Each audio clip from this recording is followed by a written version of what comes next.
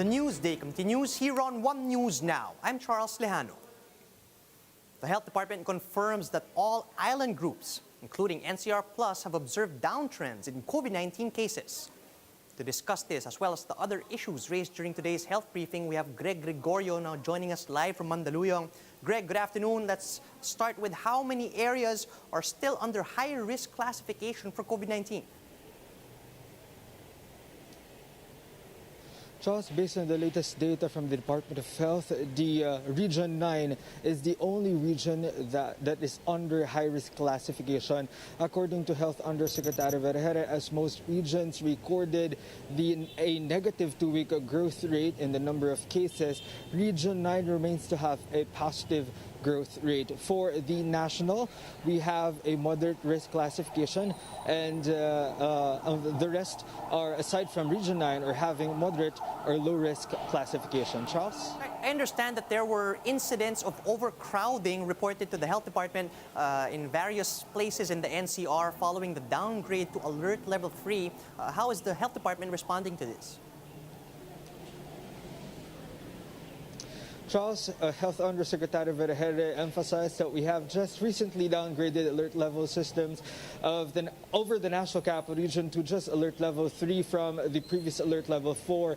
And with these reports of crowding in various areas, Undersecretary Vergere calls on the local government units as well as the Department of Interior local government to strictly enforce minimum public health standards to avoid the possibility of super spreading events under this alert level 3. Vergere also highlighted that each of our cooperation is needed for us to know if the NCR will remain under alert level 3 or should it be needed to be reverted to alert level 4. Charles? Greg, despite this downtrend in cases we're seeing all over the Philippines, do we have any new reports of Delta variant cases in the country? Charles, based on the October 16 biosurveillance report of the Department of Health and the Philippine Genome Center, from more than 700 sequence samples, about 600 or 80 or more than 80% were tested positive with the Delta variant. Charles? All right, Greg, what about pediatric vaccinations? Do we have any updates on this, especially as regards how many kids experienced adverse reactions after receiving COVID-19 shots? Charles, based on the October 16 data of the Department of Health, there are already 1,509 12 to 17-year-olds with comorbidity that have received their first jabs of COVID-19, their first COVID-19 vaccine shot. And according to Vergere, as per the initial report, there were 4 cases of adverse events following immunization reported, but Vergere said all of these cases have already been resolved. Charles? Hi, Greg, let's talk about these COVID vaccine brands that I understand requires a third dose. What are authorities saying about this need for a third dose for certain brands? And did the DOH say anything about which vaccine brands will need this third dose as opposed to a booster dose for some brands?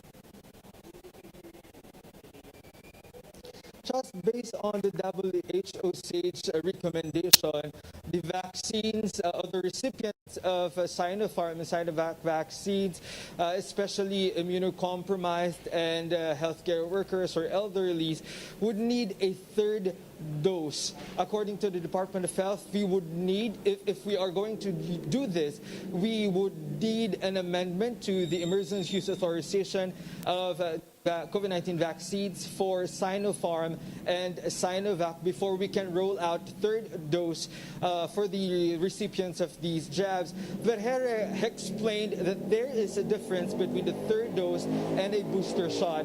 A third dose would mean an inclusion of an additional shot to the primary series of vaccines given to an individual, as opposed to the booster shot, which is given after a person received its full doses of vaccine. Vergere compared the third dose of a COVID-19 vaccine to a vaccine against HEPA. Vergere said children are given 3 doses of vaccines against HEPA for a children to have an appropriate immunity against this disease. Thus, Vergere said the recommendations are currently for the third dose of COVID-19 vaccines, specifically to this brand of COVID-19 vaccines. Charles? Thanks for that, Greg. That was Greg Gregorio reporting live from Mandaluyong City. Health Undersecretary Mirna Cabotaje says vaccine manufacturers still need to apply for and get EUA approval before they can provide booster shots in the country. In an interview with Radyo 5, Cabotaje explained that EUAs contain specific details need to be provided should vaccine brands apply for booster shots in the country. The National Vaccination Operations Center head also added that if booster shots get a go signal from the government, it will not just be for those who received Sinovac and Sinopharm shots. Ang kailangan lang may EUA for a booster dose. Kasi alam naman natin, ang EUA ng mga produkto ay very specific. Sa unang-una, 18 and above. Tapos nag-EUA ng 12 to 17 yung ating Pfizer and Moderna.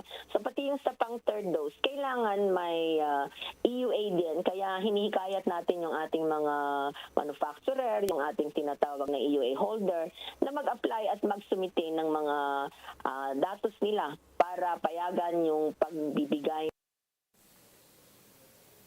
Meanwhile, speaking on agenda, Health Undersecretary Maria Rosario Vergere explained the difference between a third dose of COVID vaccine and a booster shot.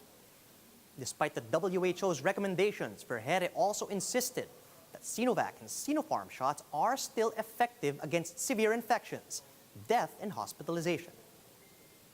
Ang boosters po binibigay kapag kayo ay naka-receive na ng primary series, fully vaccinated kayo, tapos nakita natin na nag-wane na yung immunity because of different factors from the vaccine and the individuals as compared to the third dose na ibinibigay po natin dahil hindi nakakapag-mount ng appropriate na immune response ang isang tao.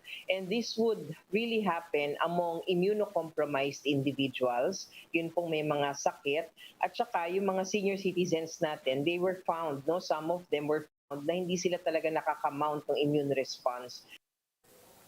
The national government reminds the private sector that providing 13th month pay to employees is mandated by law. But because of the pandemic, small firms are struggling to both stay afloat and set aside funds for their workers' 13th month pay. Faith Del Mundo with the story.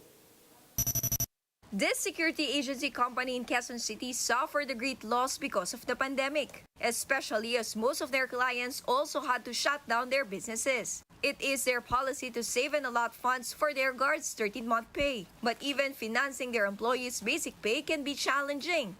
Mabigat talaga. As of now, hindi kakayanin. Hindi kami makasingil din. So, saan kami kukuha ng pang 13 month? This small eatery in Marikina shares the same sentiment even if they have only 12 employees. Yung anxiety, yung boring, di ba? Hindi naging normal Saan ka kukuha ng pampasahod, bonuses, talagang challenges yun para sa amin. Kasi hindi natin masabi. Actually, last month lang sabi, biglang ECT ulit. Sobrang unstable ng industry. Presidential Decree number 851 requires all employers to pay 13-month pay to their staff. Labor Secretary Silvestre Bello III acknowledges the financial hardship of business owners in light of the pandemic lockdowns. He suggests that employers and employees have a dialogue on the matter.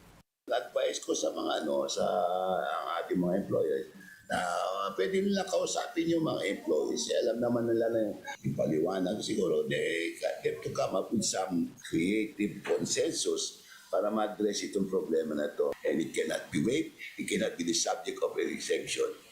Malacanang said there will be no exceptions to the law despite the global health emergency. But it confirmed that the government will give assistance to small and medium enterprises. This is to lessen the burden in their financial obligation to employees.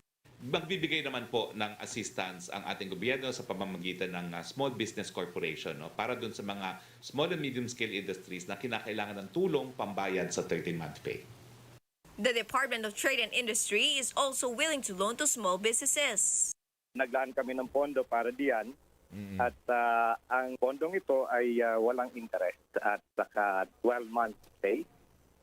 Employers say the loans will be a big help, especially so that their employees can enjoy the holiday season. But for now, keeping their business operational is a bigger struggle, so they can continue to provide jobs to their staff. For News 5, Faith Del Mundo, we are One News. Some employers have reportedly refused to pay their workers who have yet to be vaccinated.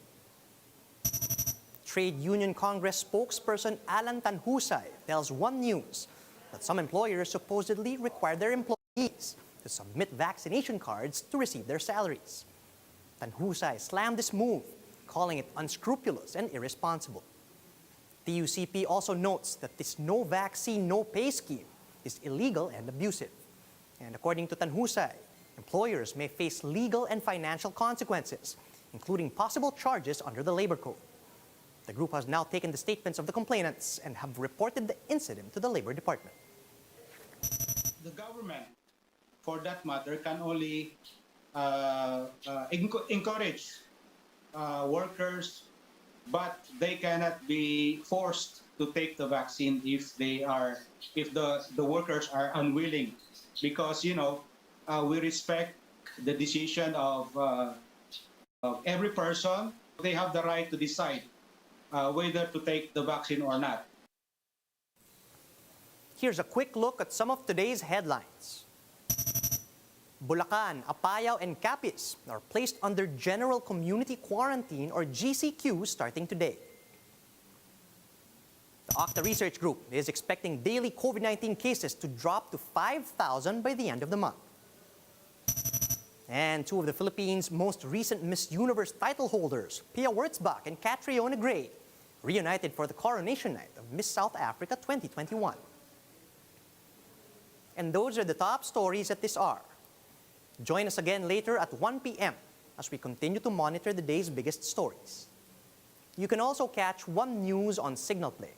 Just register for a free account at www.signalplay.com so you can stream One News live anytime and anywhere. I'm Charles Lejano. Mask on, wash hands, and stay safe, Philippines. We're One News.